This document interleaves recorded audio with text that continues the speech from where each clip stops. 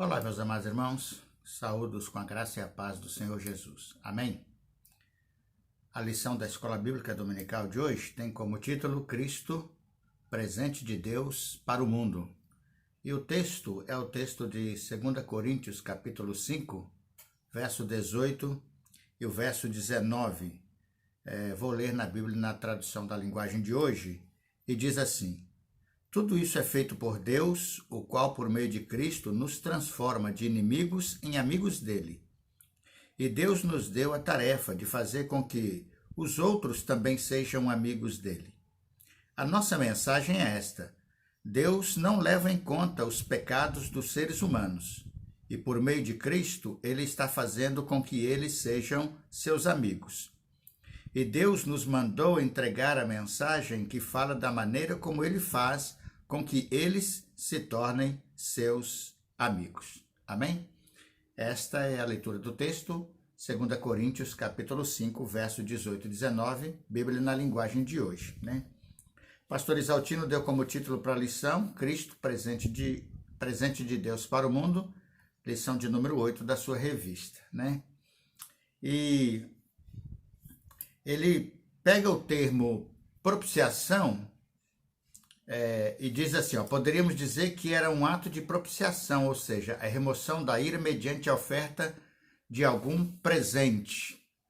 Ele conta a história que no Oriente Médio, no passado, era comum, né, para se manter seguro, um político ou na política internacional enviar presente a outro rei, né, rei de uma nação, um rei de uma nação mais fraca para um rei de uma nação mais forte. Era uma maneira de se buscar a paz. Então esse ato era chamado de propiciação, que era uma forma de remover a ira mediante a oferta de algum presente.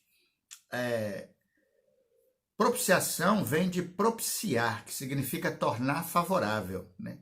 O termo grego usado em Romanos 3:25 é hilasterion, o que significa que Deus se tornou favorável a nós pela morte de Jesus Cristo.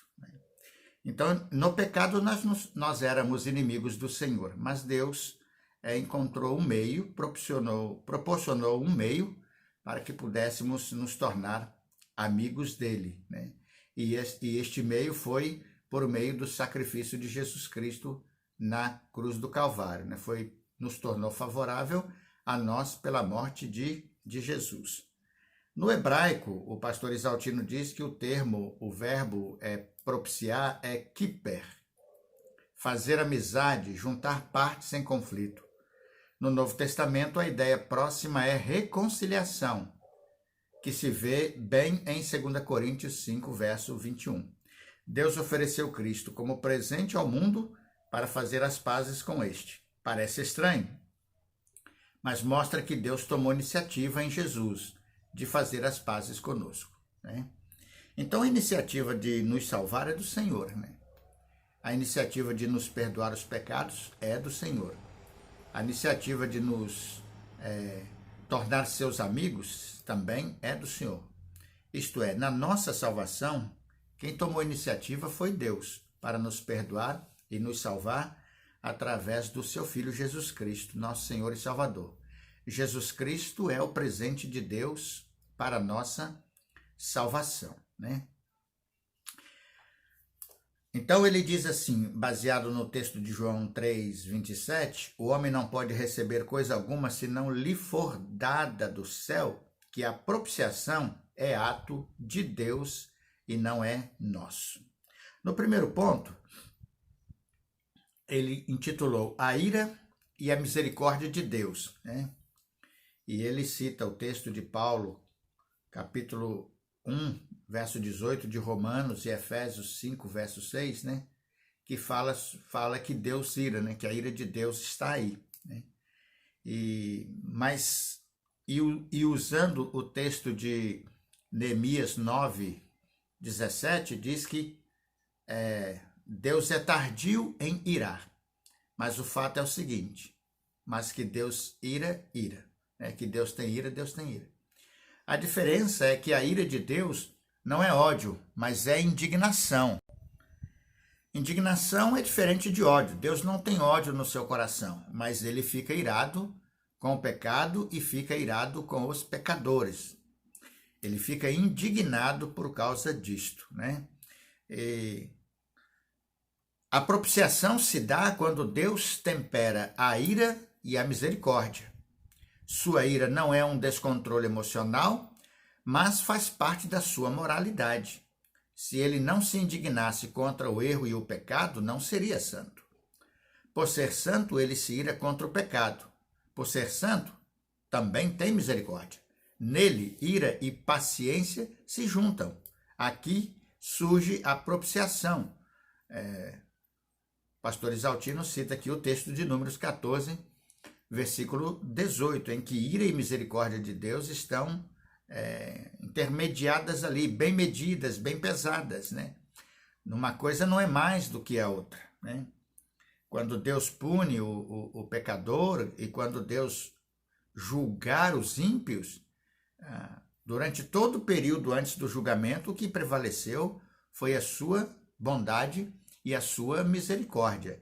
E bem-aventurado aqueles que, de alguma maneira, tiveram o privilégio e a oportunidade de crer, porque esses não estarão debaixo da ira do Senhor quando ela se manifestar para juízo e condenação dos pecadores, né? Então, ira e misericórdia estão bem pesados no Senhor. O ponto 2, ele intitulou Como remover a ira de Deus. E ele diz assim, eis a resposta. A ira não se remove, ela se desvia. Ele cita o Salmo 78, versículo 38. O pecado tem um preço, né? O salário do pecado é a morte.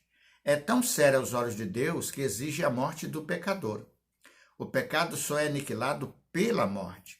Deus instituiu o sacrifício no Antigo Testamento para ensinar esta lição. É a morte, o sangue derramado que faz a propiciação ou expiação dos pecados. E lá no Antigo Testamento, como é do conhecimento de todos, né? Havia os sacrifícios que eram feitos, os sacerdotes, o sumo sacerdote, os animais que eram ofertados e o sumo sacerdote, pelo menos uma vez por ano, entrava lá no local chamado Santo dos Santos e para oferecer sacrifício pelo perdão do pecado das pessoas. Só que ele tinha que fazer isso, né, todos os anos, uma vez por ano ele precisava fazer isso, inclusive colocando a sua própria vida em risco, caso Deus não se agradasse do sacrifício naquela ocasião. O terceiro ponto, ele fala sobre a ideia do tabernáculo, né? O tabernáculo era o templo móvel de Israel na caminhada pelo deserto. Era a morada de Deus, lugar de encontro com ele. Êxodo 33, verso 7 até o versículo 11. A maneira que Deus escolheu naquela ocasião para estar presente no meio do povo e ser representado no meio do povo foi através do tabernáculo, da tenda, né? Da tenda. E na tenda havia a arca do concerto, né? E a arca do concerto simbolizava a presença de Deus com a nação de Israel.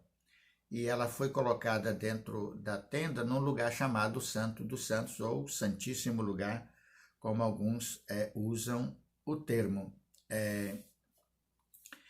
E esse era o lugar considerado mais importante da tenda, né? E solene do tabernáculo. Era onde acontecia a propiciação. Ofertava-se a Deus para a sua ira se afastar do povo. O sangue era derramado sobre a tampa da arca, que era chamada de propiciatório. Propiciação e perdão andam juntos, diz o pastor Isaltino, né? Na Bíblia, andam juntos na Bíblia. Paulo não se detém em explicar a figura, mas ela está presente em seus escritos. A expiação livrava da condenação do pecado. O propiciatório simbolizava a cruz de Cristo, onde se efetuou o perdão dos pecados. Com uma diferença, a cruz não tem prazo de validade. No judaísmo, o perdão durava 1 ano. O perdão da cruz é eterno. A diferença básica e fundamental é essa. Que o perdão, como o perdão lá do propiciatório era feito em cima de sangue de animais, isso tinha que ser repetido anualmente. Mas na cruz, não houve sangue derramado de animais, foi o sangue de Jesus que foi apresentado como o Cordeiro de Deus que tira o pecado do mundo.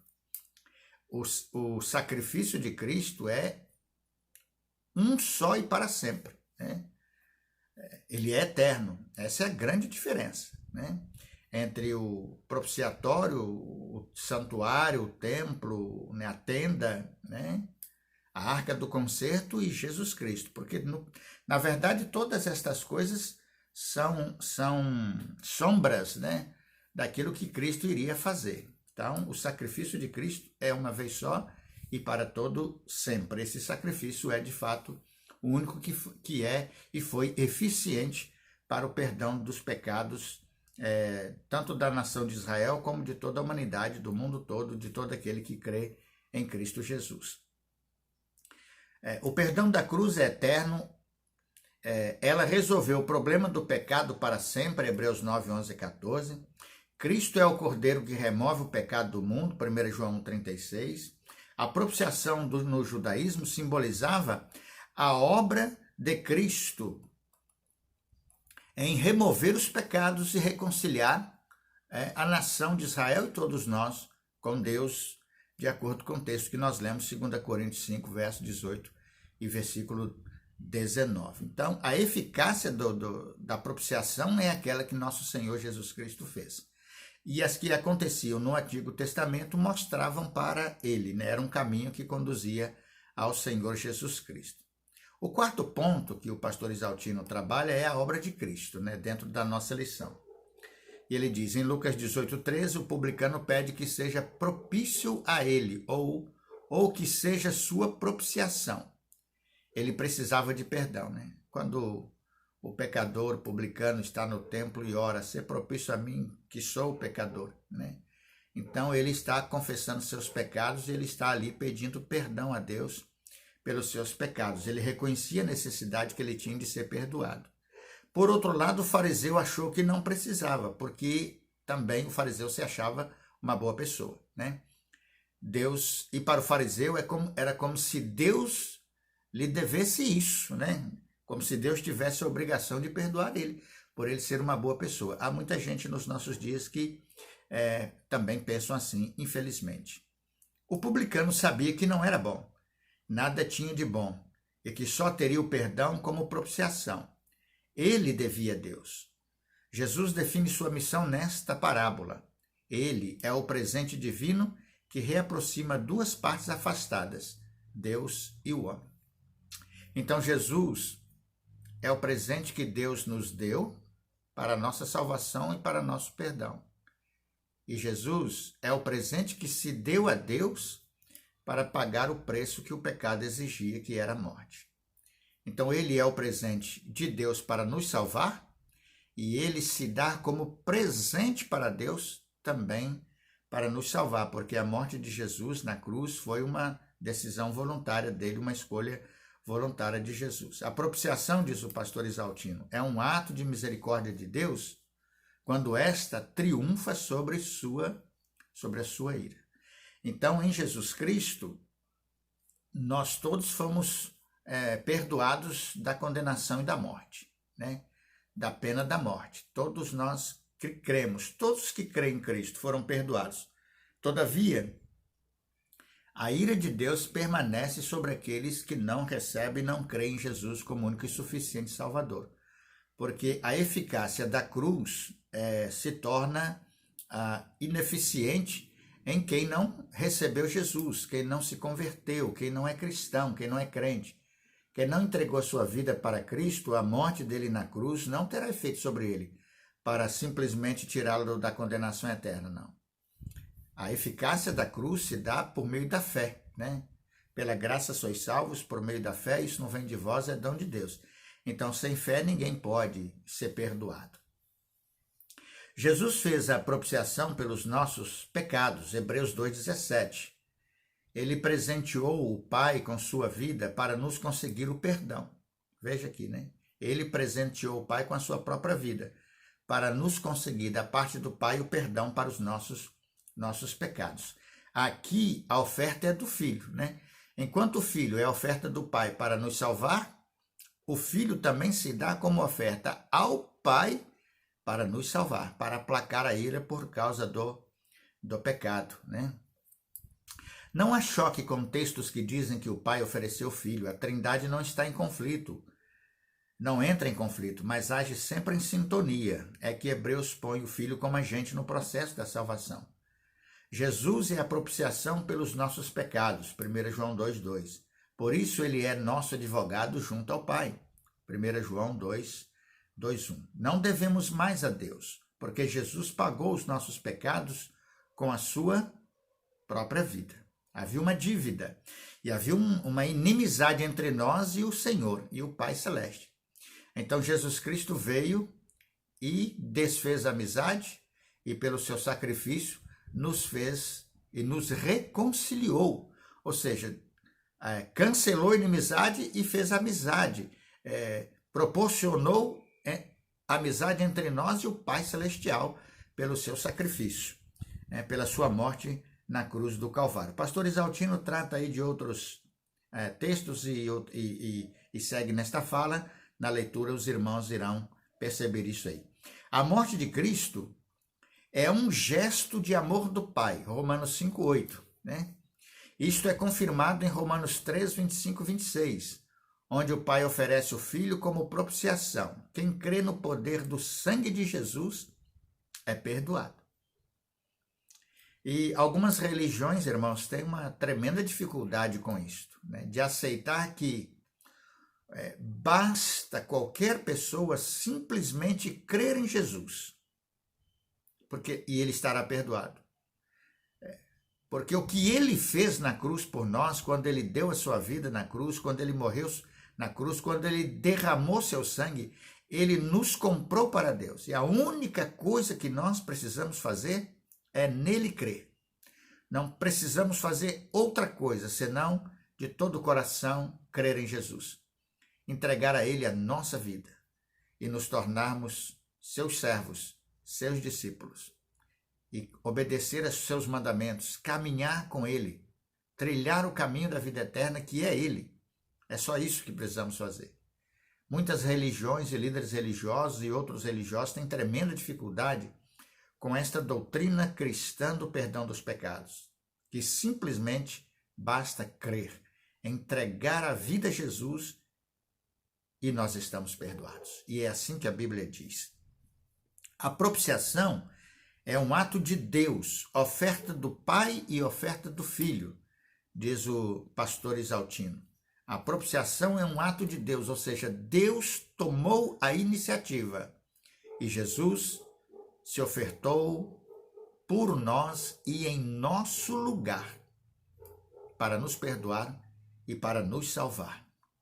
Por isso que o título da lição é Cristo, presente de Deus para o mundo, que é um presente mesmo, um presente da vida, o presente da salvação. O pastor Isaltino, ele encerra dizendo aqui, primeiro, Deus deseja manter bom relacionamento conosco e para estabelecer esta amizade nos ofereceu Jesus Cristo. Ele é o grande presente de Deus à humanidade.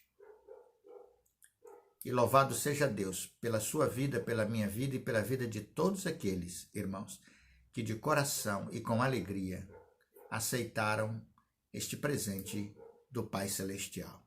Segundo, o perdão dos pecados só é possível por causa de Jesus Cristo e é um perdão para sempre.